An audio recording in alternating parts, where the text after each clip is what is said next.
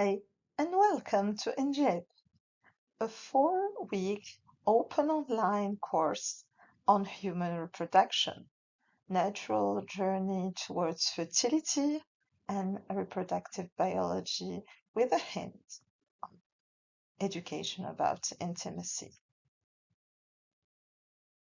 Welcome to week 3 of injeb.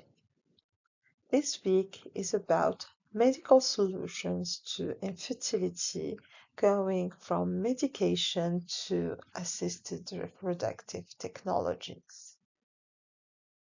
At the end of this week, you'll be able to explain first-line treatments for infertility, describe artificial reproductive techniques, recognize ethical, religious, and legal considerations when managing infertility, analyze barriers to access and cost, and finally identify psychological effects and coping strategies of infertility and its treatments. Welcome to the second module of week 3 of injeb. This module is about assistive reproductive technologies, or ART. At the end of this module, you'll be able to describe procedures of ART such as intrauterine insemination, in vitro fertilization, and intracytoplasmic sperm injection. You'll also be able to compare success rates and indications of each technique. So the question is when to use these artificial reproductive technologies, or ART. The first option would be if the first-line treatments do not work, and the second option is when first the couple will be consulting for infertility. Some severe cases will need artificial reproductive technologies to be the first treatment option. So, what are the options when we are talking about assisted reproductive technologies? The first one is the intrauterine insemination. The second one is conventional in vitro fertilization. And the third one is an intracytoplasmic sperm injection, which is a particular form of in vitro fertilization. Let's start with intrauterine insemination. In this case, only the insemination part will be artificial. In this case, the patient will come to the clinic around the ovulation period. As you see, 2 eggs are already mature and ready to be ovulated.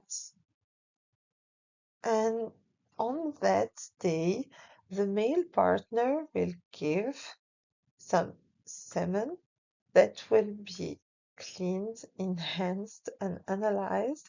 And if the quality is good enough, this semen will be directly inseminated through a catheter into the uterine cavity, crossing the cervix barrier. This is usually used when we have no tubal or ovulatory disorders and also no uterine disorders. It can help with mild sperm quality anomalies, or in case of cervical causes of infertility. So, what about in vitro fertilization or IVF? IVF is a much more complex technology than artificial insemination or intrauterine insemination. In fact, in this case, everything starts with a multiple egg stimulation where we're gonna create an ovarian stimulation through hormone therapy. This hormone therapy protocol is tailored to the specific needs of the ovaries of the patient. Then we're gonna trigger ovulation at the right time, and within 36 hours from the ovulation trigger, we need to schedule an egg pickup. This pickup is monitored through vaginal ultrasound, and the pickup is done under ultrasound monitoring.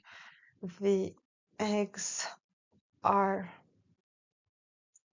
directly sent to the reproductive medicine specialist, and they will retrieve sperm from the partner or use some frozen sperm samples. They will clean them and prepare them and choose the best looking sperm.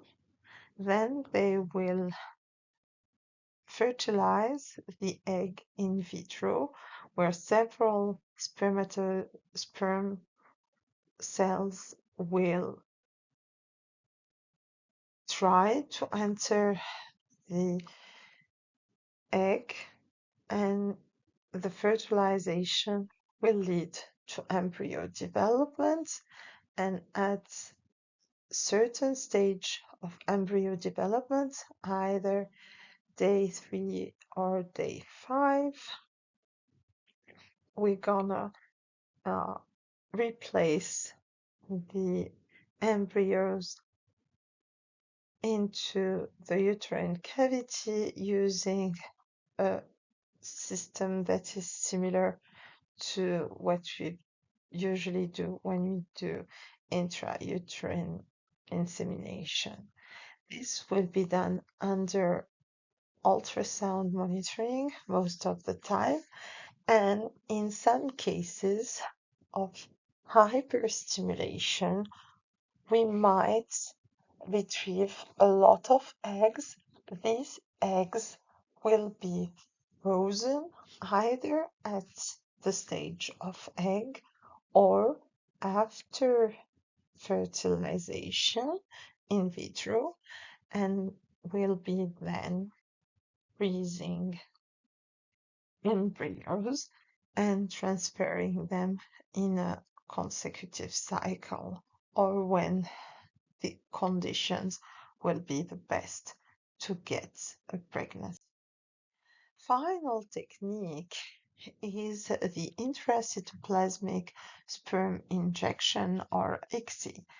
It shares the same level of techniques and steps that with IVF. The only difference is at the stage of egg fertilization, where we're gonna select the best sperm and inject it directly in the egg.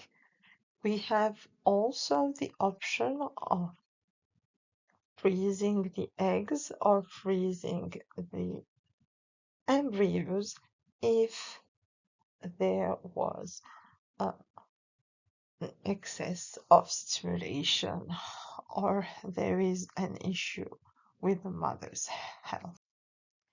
So, to recap, intrauterine sperm injection is when we place the sperm in the uterus during ovulation.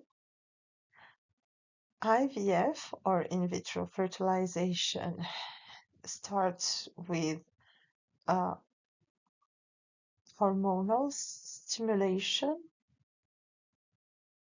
and ovulation triggering, sperm and egg collection in the lab,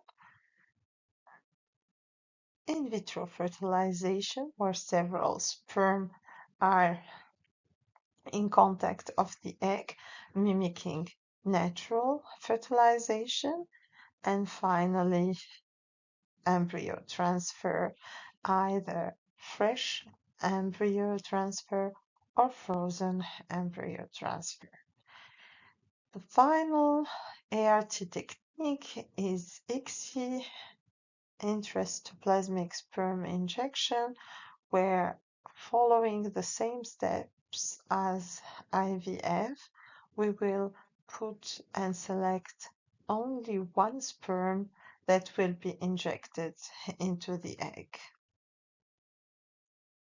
Thank you for watching the second module of the third week of injeb, an open online 4-week course on human reproduction, intimacy, natural fertility journey, and reproductive biology.